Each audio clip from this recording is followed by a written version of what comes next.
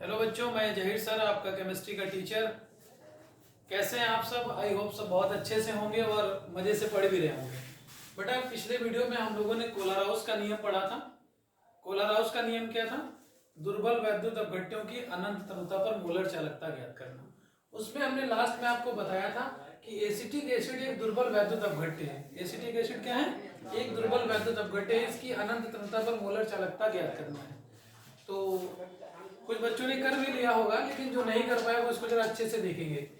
अनंत तनुता पर एसिटिक अम्ल की जब मोलर चालकता हम ज्ञात करेंगे, इसके लिए हमें 3 स्ट्रॉन्ग इलेक्ट्रोलाइट दिए हुए हैं।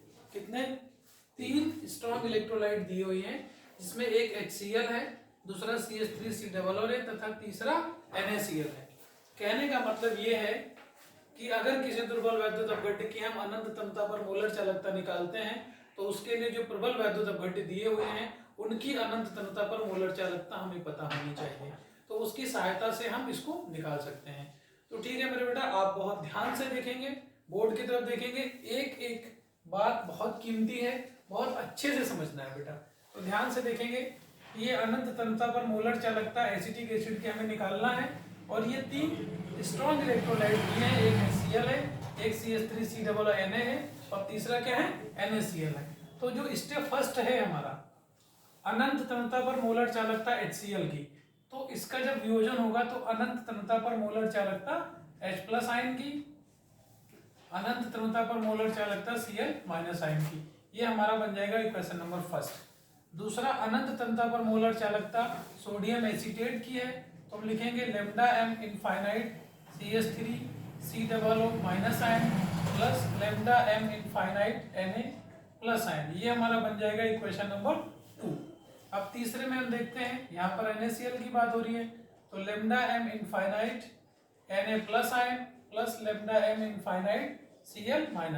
इस तरीके से 3 इक्वेशन प्राप्त होती हैं। बहुत ध्यान से बेटा देखने की जरूरत है।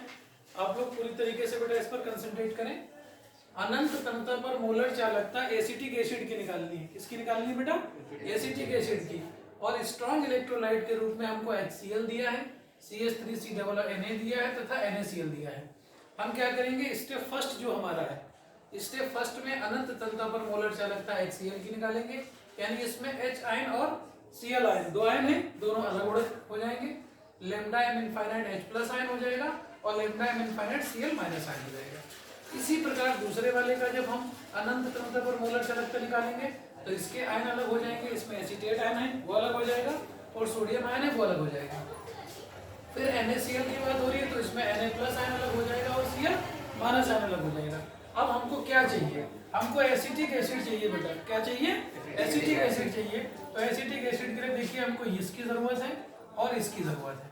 तो जिस चीज की जरूरत होती है उस इक्वेशन को हम जोड़ लेते हैं। इसका मतलब है यहाँ पर हमें क्या करना होगा कि समीकरण 1 + 2 करना होगा। यानी समीकरण 1 में 2 को जोड़ेंगे। अगर हम 2 समीकरण जोड़ते हैं तो तीसरी वाली समीकरण को हमें घटाना पड़ेगा। यानी समीकरण 1 + 2 माइनस समीकरण 3 हो जाएगा। तो जरा इसको जोड़िए बेटा। λm infinite H+ ion, λm infinite Cl- ion, और फिर इसमें इसको जोड़ना है λm infinite CH3COO- ion plus λm infinite Na+ ion. ये हमने पहली और दूसरी समीकरण को इसमें जोड़ लिया है। तीसरी वाली को घटाना है, माइनस का निशान लगाएंगे।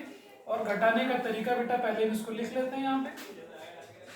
λm infinite Na+ ion, λm infinite Cl- ion.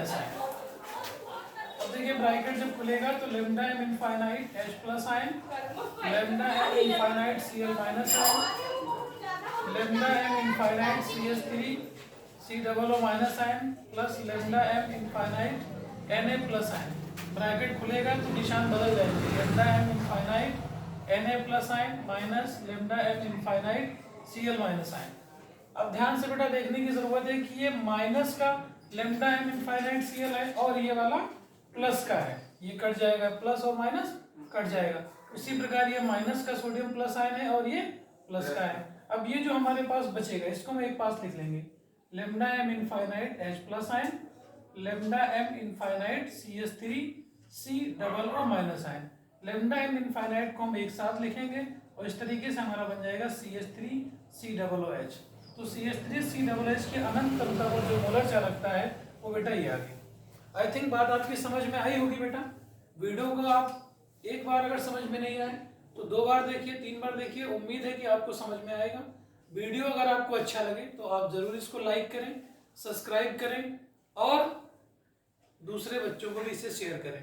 Bell icon को प्रेस करना ना भूलें, क्योंकि बेल आइकन जब आप प्रेस कर दोगे ना तो क्या होगा कि जो भी वीडियोस हम डालेंगे वो आपको मिलते रहेंगे।